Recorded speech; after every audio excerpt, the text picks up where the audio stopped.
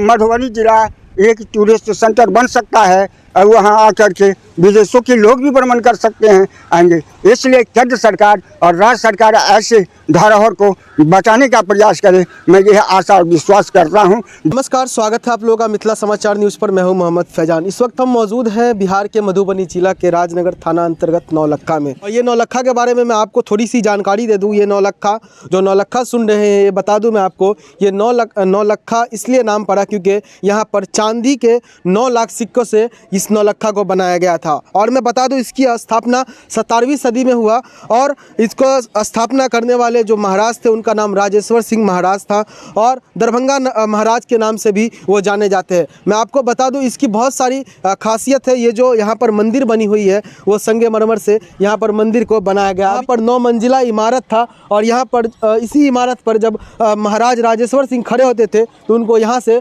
दरभंगा दिखाई देता था। और ये राजनगर से लगभग 35 से 40 किलोमीटर दरभंगा पड़ता है। इसी नौलक्खा इसी 9 मंजिला इमारत से खड़े होकर के राजेश्वर सिंह देखते थे तो दरभंगा उनको दिखता था। ये तो काफ़ी ज़्यादा इतिहास है। और मैं आपको और थोड़ी सी जानकारी दे दूँ, इनके रकबे के बारे में बता दूँ। ये लगभग 1500 एकड़ में ये नौलक्खा फैला हुआ है। ये काफ़ी ज़्यादा ऐतिहासिक बात है और काफ़ी लोग इस यहाँ पर आते हैं घूमने के लिए, पर्यटक भी घूमने के लिए आते हैं। और यहाँ पर मधुबनी जिला के लोग खास करके यहाँ पर मिथिला के लोग बहुत ज़्यादा आते हैं। तो ये काफ़ी ऐतिहासिक जगह है और यहाँ पर बहुत ज़्यादा इतिहास के बारे में बात की जाती है। 1934 में भूकंप आता है तो ये पूरे तरह से नौलक्खा धराशायी हो जाता है और गिर जाता है। ये काफ़ी पुरानी बात है, लगभग 200 साल पहले इसकी स्थापना हुई थी। और 1934 में जब हमारा देश आज़ाद भी नहीं हुआ था उस समय ये भूकंप आता है और इस तरह से टूट करके गिर जाता है। क्या 1947 में हमारा देश आज़ाद होता है, उसके बाद से यहाँ राज्य सरकार बदली, केंद्र सरकार बदली, लेकिन नौलक्खा के बारे में किसी का नज़र नहीं पड़ता, ध्यान नहीं पड़ता, सिर्फ इतिहास के पन्नों में ही पढ़ के रह जाते हैं। यहाँ पर आप देख सकते हैं किस तरह से जंगलात फैल गया है इस नौलक्खा में। जो यहाँ पर इमारत है वहाँ पर चारों ओर से आप देख सकते हैं सिर्फ जंगलात ही जंगलात आपको देखने को मिलेगा। चाचा आप अपना नाम बता दीजिए। मेरा नाम हरीन्द्र यादव है।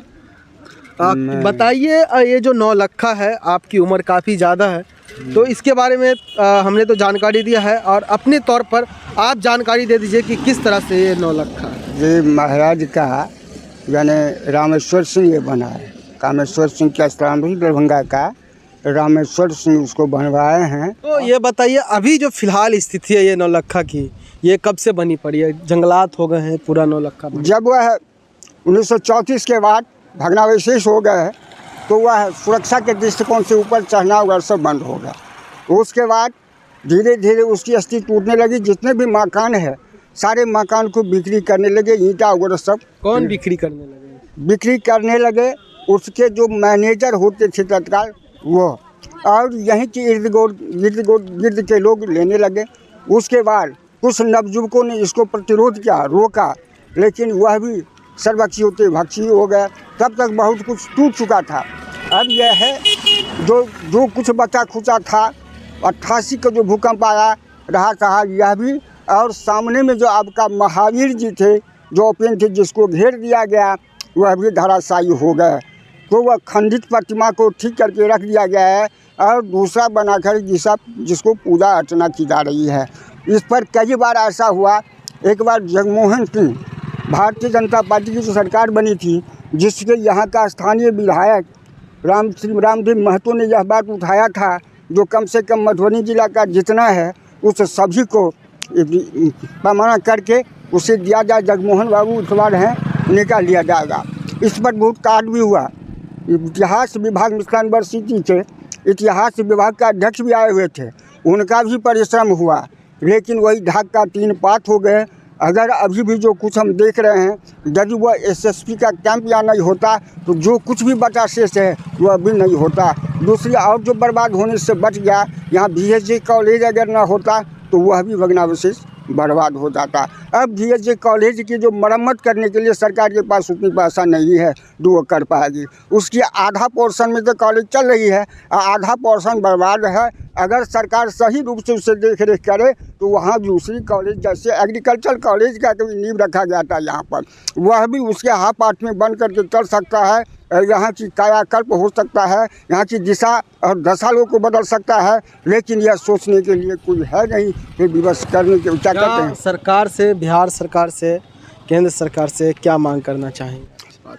केंद्र सरकार, बिहार सरकार से हमारी यही मांग होगी, जो कम से कम हुआ भगनावश एक दर्शनीय स्थान के रूप में हो। जैसे मधुबनी जिला में यदि टूरिस्ट आ जाए, दर्शनीय स्थान हो जाए, लोगों को बहुत लाभ और यहाँ के लोगों को भी रोजगार, रोजी रोटी का मिल जाएगी। क्योंकि यहाँ राजश्री का मंदिर है जो भगनावश पड़ा हुआ है, उससे पीछे आपका बेनीपट्टी वह दर्शनीय स्थान हो सकता है। राजनगर का यह पैलेस दर्शनीय स्थान हो सकता है। भूतनाथ महादेव यहाँ एक उत्कृष्ट महादेव है, उसका भी लाभ लोग ले सकते हैं। यहाँ से थोड़ी दूर यदि वो बलिराजगढ़ है, उसको इसमें लपेटा जाए तो पूरे मधुबनी जिला एक टूरिस्ट सेंटर बन सकता है और वहाँ आकर के विदेशों के लोग भी भ्रमण कर सकते हैं, आएंगे। इसलिए केंद्र सरकार और राज्य सरकार ऐसे धरोहर को बचाने का प्रयास करे। मैं यह आशा और विश्वास करता हूँ, दो पदाधिकारीगण और केंद्र सरकार और राज्य सरकार दोनों मिलकर इस धरोहर को बचाए, क्योंकि ऐसा कहीं बन नहीं सकता है, हो नहीं सकता है, आने वाले के लिए प्रेरणा का स्रोत होगा।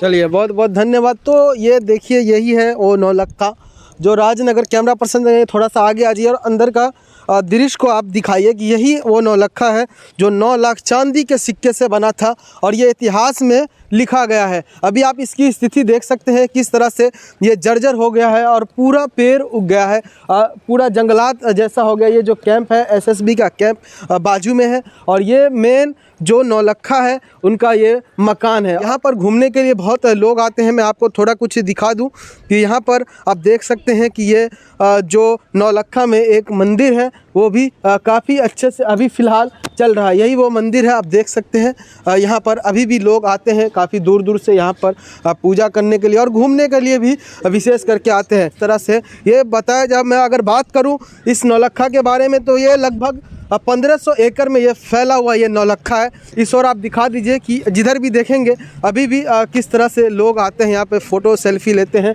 घूमने के लिए आते हैं। ये सामने का नज़ारा है। थोड़ा कैमरा पर्सन से कहेंगे थोड़ा सा आगे आइए और इस ओर दिखाइए कि किस तरह से यहाँ पर आपको नज़ारा देखने को मिलेगा। आज संडे का दिन है, हॉलीडे है, तो फ़िलहाल यहाँ पर भी फ़िलहाल बहुत कम बच्चे आए हैं। नहीं तो यहाँ पर बाजू में कॉलेज है, वहाँ पर से यहाँ पर बहुत ज़्यादा बच्चे आते हैं और ये संडे का दिन है। तो अब धीरे धीरे यहाँ पर जब शाम होगा तो बहुत सारे लोग बाहर से भी आएंगे और यहाँ पर हमेशा लगातार आते हैं। अगर किसी तरह का त्यौहार हो या फिर ज़्यादातर यहाँ पर नया साल के दिन हैप्पी न्यू ईयर मनाने के लिए यहाँ पर बहुत सारे बच्चे, बहुत सारे दूर दूर से लोग आते हैं।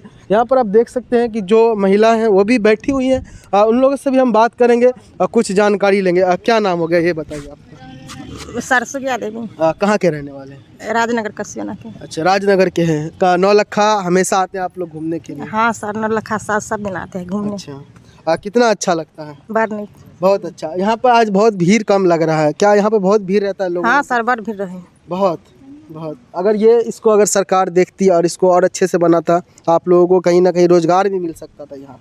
ठीक सर। क्या मांग करते हैं सरकार से इस चीज़ को लेकर के? क्या इसका काम होना चाहिए, मरम्मत होना चाहिए? मरम्मत होना चाहिए सर। तो देख सकते हैं जो महिला है यहाँ पर आती हैं और घूमती। अगर यहाँ पर अच्छे तरीके से इसको फिर से बनाया जाए, उस तरह से तो नहीं बना सकते जिस तरह से इनको राजेश्वर सिंह महाराज ने बनाया था, जो दरभंगा महाराज थे।